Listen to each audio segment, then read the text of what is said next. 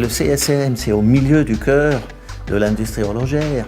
Et bien sûr, ces esprits un peu sauvages qui ne sont pas liés à une marque, à une entreprise, ça crée une créativité supplémentaire. Et le CSM, c'est primordial. C'est un instrument pour faire avancer toute l'industrie horlogère suisse. Il ne faut pas oublier, le Swissmade, pour nous, c'est crucial et important. Et là, on a une institution qui est crédible, qui est à long terme et qui travaille dans l'intérêt de toute une région et d'une industrie.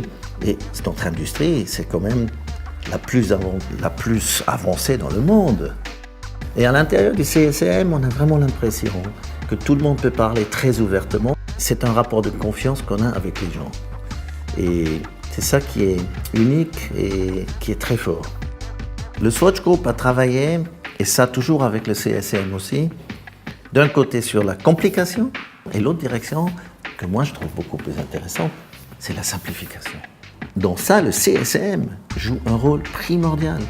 Parce que là, mécanique ou électronique, pas d'importance. On doit innover dans les deux directions. Si la Suisse continue à croire à des produits qui sont faits dans ce pays, et pas seulement la recherche et développement, mais aussi le produit lui-même, alors on va avoir un bon futur. Le CSM, mais aussi tous les groupes qui vont dans la même direction.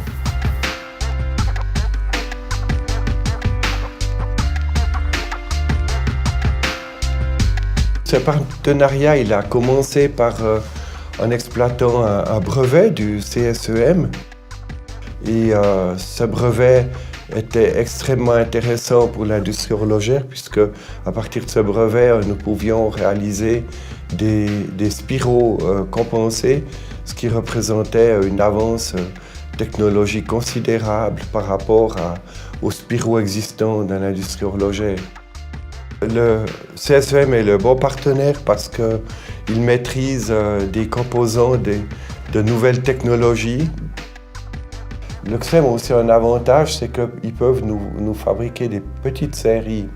Et ces petites séries, c'est exactement ce que Patek Philippe attend, c'est de réaliser des petites séries, industrialiser ces petites séries. Alors c'est idéal pour nous. On va continuer à inventer le futur.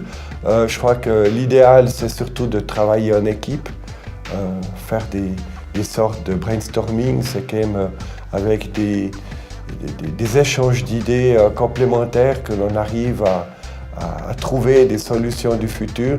Je crois qu'il y en a encore, on a des belles perspectives.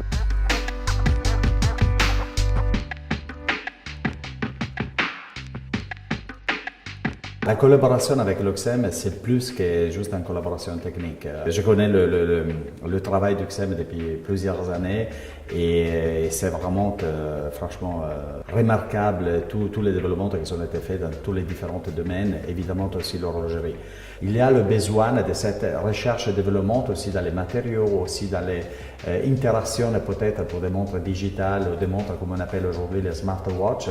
Et moi je ne peux pas exclure, même ça va être très intéressant d'imaginer des possibilités de collaboration pour quelque chose qui n'est pas technologie pure horlogerie, mais c'est un peu une technologie adaptée à un monde plutôt fashion et plutôt lié à des valeurs de design très très fortes comme Gucci.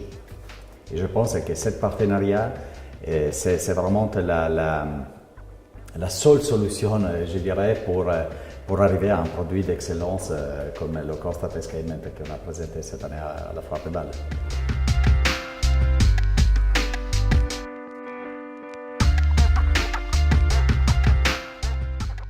Ce que le CSEM nous a apporté, c'est justement de pouvoir travailler à notre échelle. On est une start-up, on est une PME et en face de nous, on a des êtres humains à notre échelle.